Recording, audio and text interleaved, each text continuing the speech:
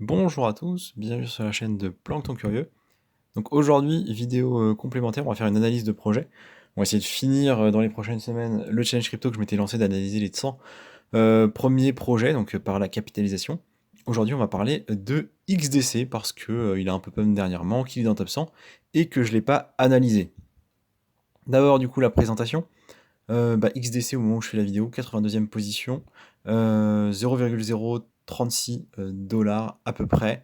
Vous le voyez sur un an, même si on va aller voir le graphique en vrai à la fin, voilà, c'est quelque chose de pas très très intéressant, pas très fluctuant. On était à peu près à 0,04 il y a un an, on est descendu à 0,2 et on est remonté à 0,04. Bon, voilà, pas grand chose de flagrant à dire sur ce token là.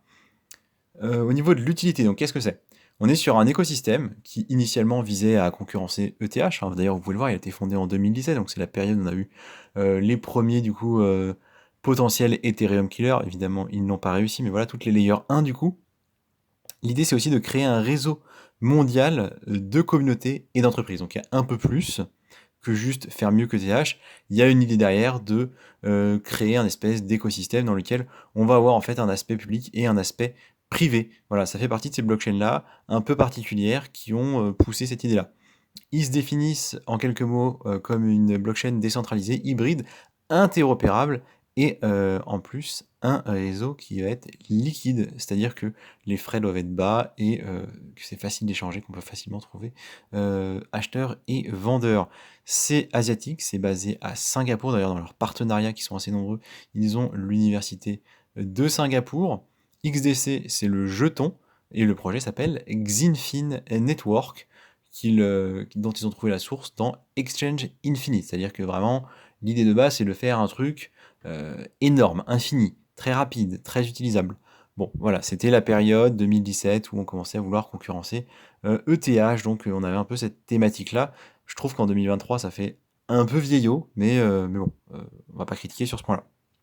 Notons qu'à l'époque, ils ont levé 15 millions de dollars, ce qui est quand même vraiment pas mal. Et à l'ICO, le prix c'était 0,0008. Donc on est encore très très loin des prix d'ICO au niveau des baisses qu'on a pu voir ces derniers mois. On va continuer du coup sur la partie tech. Donc déjà, la tech simple, hein, le basique, les éléments qu'on aime bien savoir, c'est une layer 1, c'est en DPoS, donc ça c'est le système de consensus. Donc DPoS, on en reparlera un peu, mais dans l'idée, c'est un dérivé du coup du proof of stake qui a tendance à être un peu centralisé, c'est-à-dire qu'en général on a moins de validateurs, et par contre qui permet souvent d'être un peu plus rapide. Voilà, c'est essentiellement ça. C'est EVM compatible, hein, c'est-à-dire que on peut le faire fonctionner avec Ethereum. Au niveau des cas d'usage, là on a deux trois éléments à se mettre sous la dent. Déjà, c'est un réseau qui se veut décentralisé, hybride, interopérable, et liquide, vous l'aurez compris, c'est une traduction de leur en fait, façon de se vendre, de se résumer. Au-delà de ça, ce qui va nous intéresser, c'est leur blockchain. Il y en a une qui du coup est publique, qui va être open source. Les données seront partagées, visibles de tous. Et en fait, pour les entreprises et les clients, ça va être la possibilité de partager du coup avec l'ensemble de leur réseau, que ce soit des partenaires, que ce soit de futurs acheteurs, que ce soit les clients actuels, des données, mais les données qui ne seront non sensibles. Vous comprenez bien, quand vous êtes une entreprise, il y a des données que vous partagez et d'autres que vous ne partagez pas. Et donc ces données non partagées, pour qu'elles soient quand même sur une blockchain, pour qu'elles profitent quand même de la techno blockchain et de son efficacité, il y a une blockchain privée qui va permettre du coup de conserver ces données sensibles. Donc on est sur une technologie, on est sur un projet qui vise à vraiment s'implémenter au sein des entreprises. Pourquoi pas? J'ai envie de dire pourquoi pas, mais je me demande encore vraiment si ça va être accepté.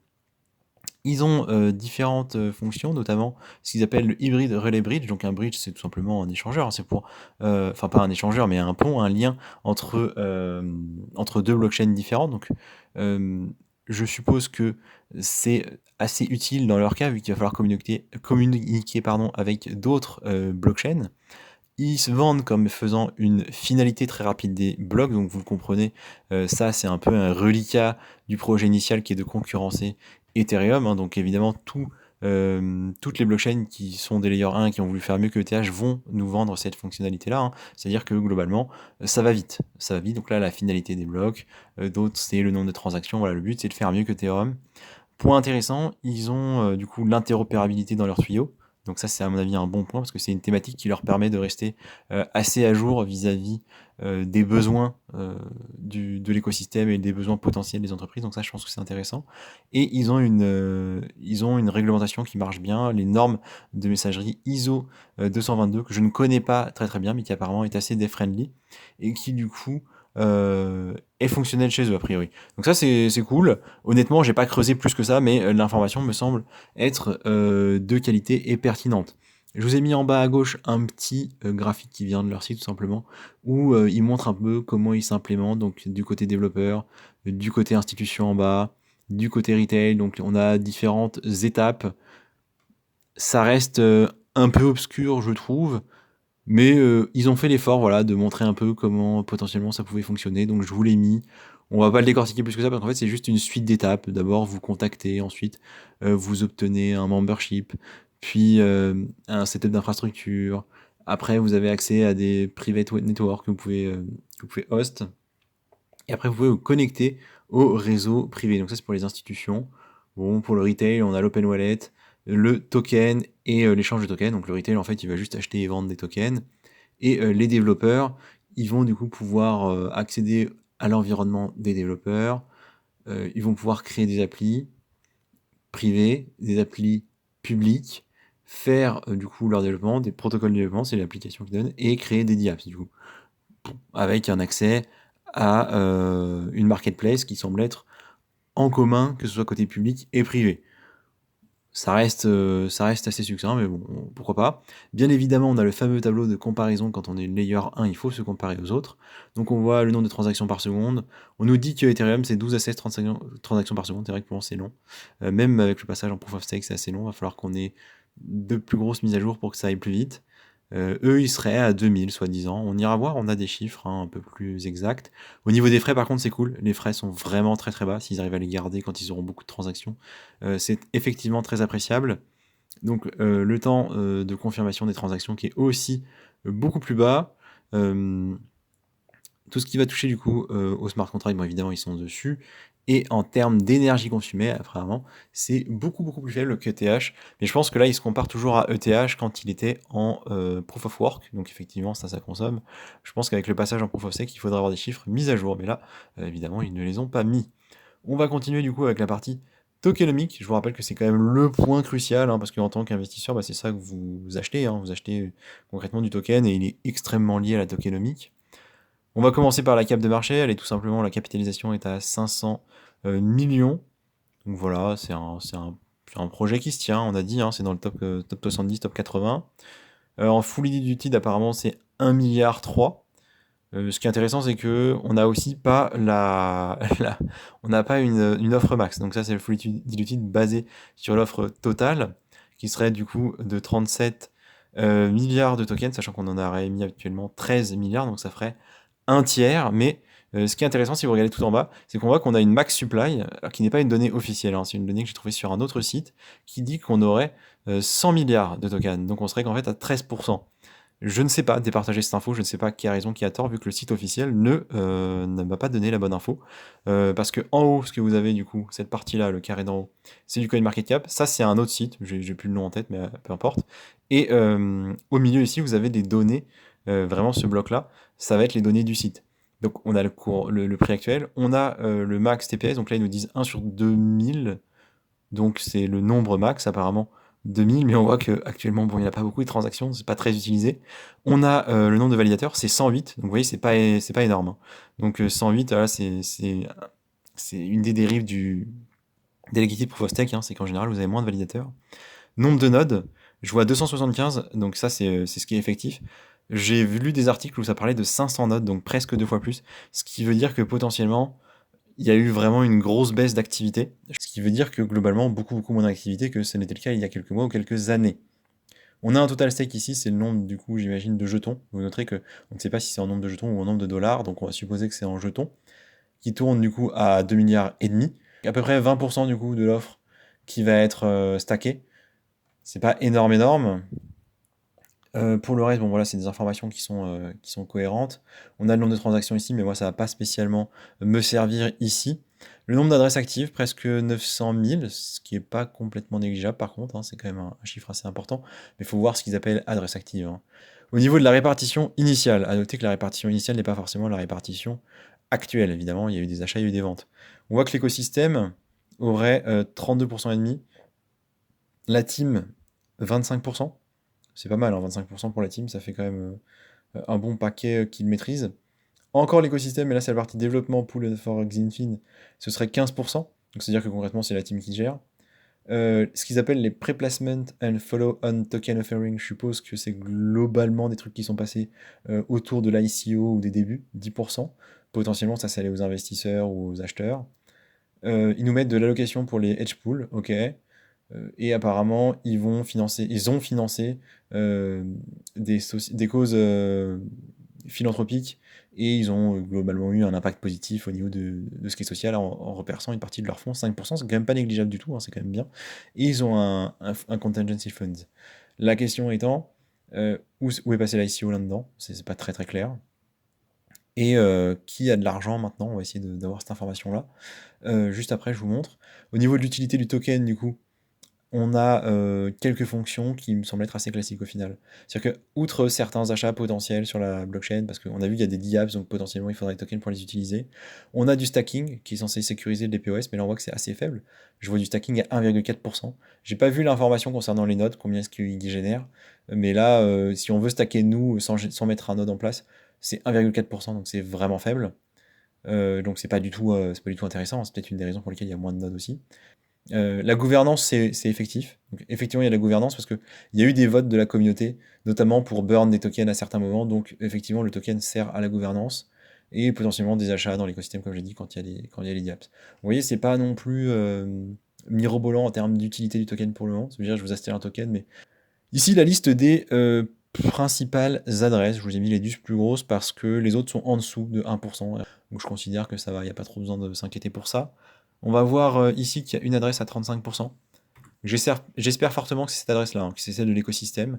Parce que si c'est pas le cas, sinon bah, c'est un peu grave, donc il faut faire très attention.